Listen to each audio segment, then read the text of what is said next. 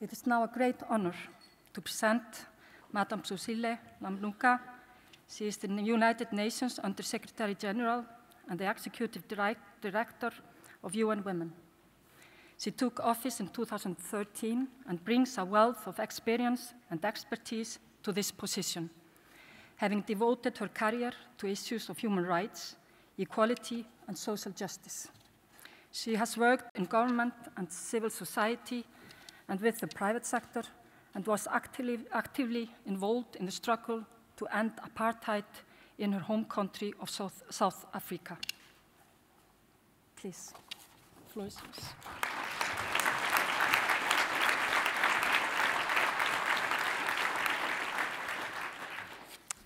Thank you very much, Madam Program Director. Thank you for that kind welcome.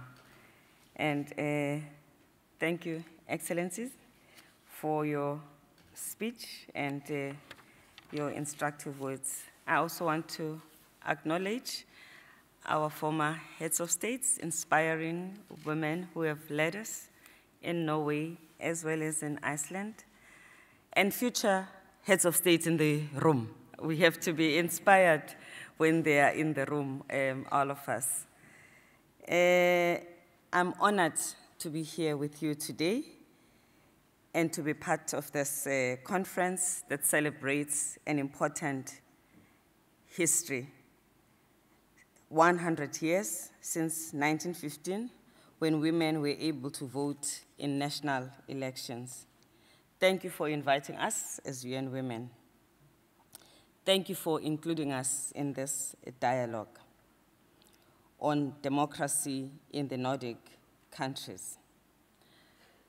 I think it is important to congratulate you for the progress that you have made and for setting the bar high for other countries.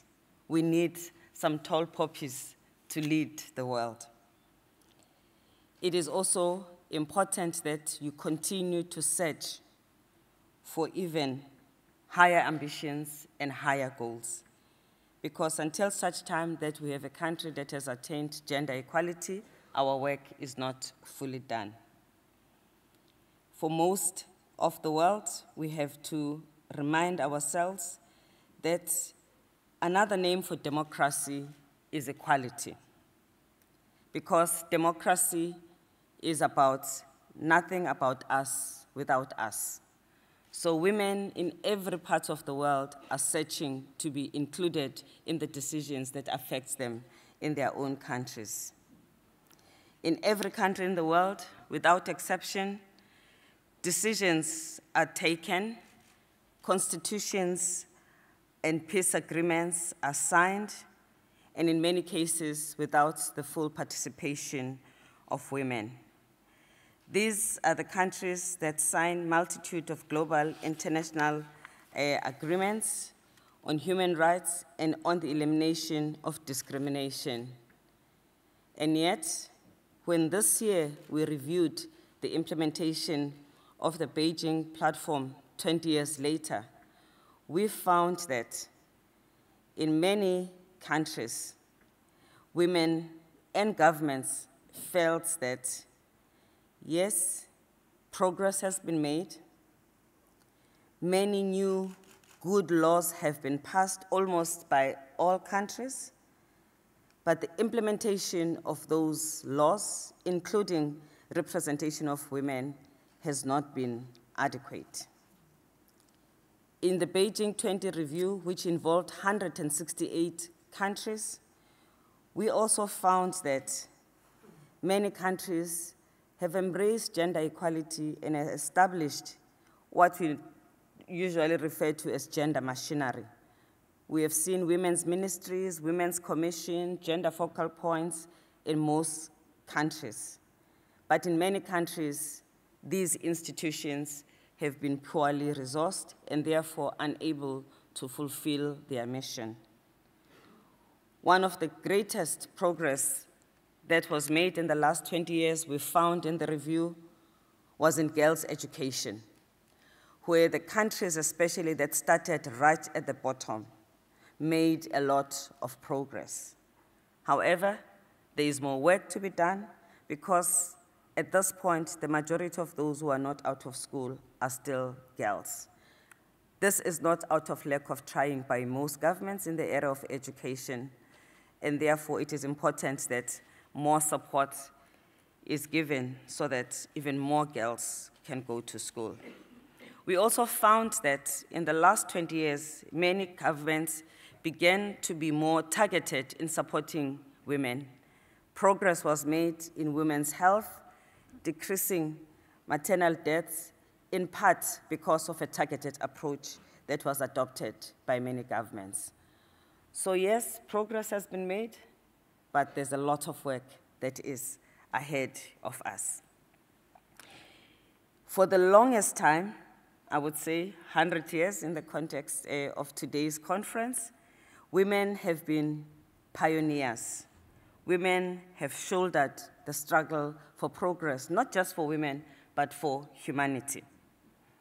Women have done that with very little resources, very little support, and in many cases, working around the clock.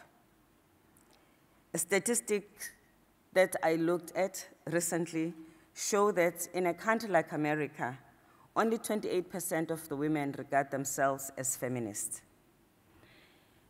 And out of that 28%, you could imagine that even less would have the possibility to work in a dedicated way to fight for gender justice. And you could extrapolate that this could be the case in many countries, which means that the people that have carried us up to thus far is really a few highly dedicated women who have made sure that all the issues are as visible as they have become and have given us as much progress as we have seen. But this is not a sustainable dispensation. Otherwise, we may stand another 100 years still struggling. So UN Women who are actively taking an approach of broadening the base of those who take responsibility for gender equality. Young people are critical. Religious communities and leaders are critical. Traditional leaders in different communities are critical. The other 98% of the women who do not regard themselves as feminists have got to come in and take their share.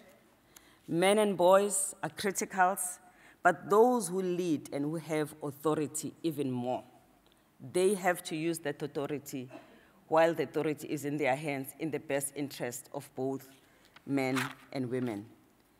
That is why in our He for She campaign, which is a campaign that is targeting men and boys to bring them into the gender equality struggle, we target both ordinary men in the community and young people, but also those who are in leadership, who through their leadership can exercise the power of one and change for many, so that many of these women who are working extraordinarily can find a door open rather than having to kick the door in order to come inside.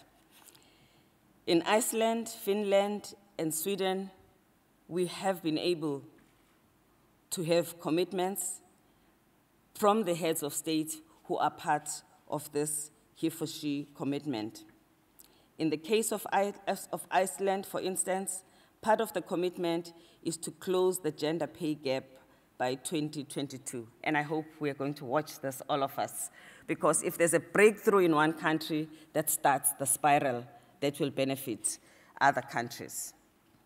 We are hoping that in January next year, the World Economic Forum, not just the heads of states of the countries that have signed up for this campaign, but also those in private sector, will present for us a formidable program of how they intend to use their power of one to change things in the institutions they lead.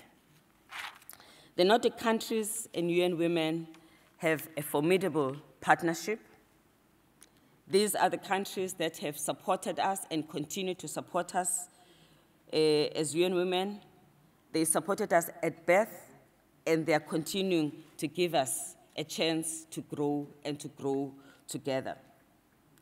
Together, we have been able to fight for the Sustainable Development Goals in which gender is front and center. We've also been able to fight for the Sustainable Development Goals in which gender is mainstreamed in all the goals, but also we secured one goal. But I have to emphasize, we must not confine ourselves as women to the one gender goal, because that gender goal is not implementable not unless we make progress on the other goals and that they are ungendered. In the same way, we do not want this agenda to be seen as an agenda of either developing countries or developed countries. It is a universal agenda for the world. It is an agenda that has to be implemented by people in every part of the world. It is an agenda about climate. Everybody has a role. It is an agenda about peace and ending conflict. Everybody has a role to play there. It is an agenda about gender equality. Everybody has a role in whatever part of the country. It is an agenda about a new economic path for the world so that we reduce inequality. Everybody has a role between countries and within countries. So this agenda is universal. If any one of us does not play an active role, all of the goals suffer. Today, we are also at a very critical time because of the developments in the world and the number of conflicts and the number of displaced people. The most worrying thing is that the conflicts that we have today do not promise to end soon. We do not have a clear path that these conflicts are going to end. We are not sure how much diplomacy will be able to help us, which indeed is the only way to solve these problems. But we have found that the exclusion of women in peacemaking is part of the problem. We have done a study reviewing 15 years of implementing the Security Council Resolution 1325, and we found that even though women are more consulted, civil society is more consulted when peace agreements are being signed, however, less than 10% of the agreements have included women on the table. We also found in the study that where women were involved actively in the peace agreement, peace was more secured and more sustainable. And in fact, that the possibility for peace to last longer than 15 years when women were included increased by 35%. In many countries, conflict reignites after 2 years of a conflict. But where women have been participated, there's a chance for peace to last longer. This is because when women participate in peace agreement, they are concerned not just about solving the problems of the parties that are in conflict, but in sorting out the matters of society. They are in a hurry for a ceasefire. They care about humanitarian services. They want to make sure that there's restitution that benefits communities.